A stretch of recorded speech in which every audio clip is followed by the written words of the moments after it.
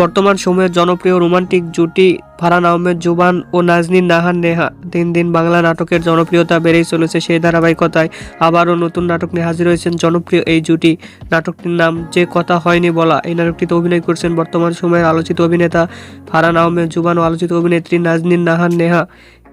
এই নাটকটি রচনা ও পরিচালনা করেন জাকারিয়া শৌকীন। নাটকটি খুব শীঘ্রই সিএমবির ইউটিউব চ্যানেলে প্রকাশিত হবে। আপনারা দেখতে চাইলে অবশ্যই ভালোবাসা দিবসে সিএমবির ইউটিউব চ্যানেলে চোখ রাখুন এবং নিয়মিত নতুন নতুন নাটকের আপডেট পেতে হলে অবশ্যই চ্যানেলটিকে সাবস্ক্রাইব করে রাখুন। পরবর্তী ভিডিওর জন্য অপেক্ষা করুন।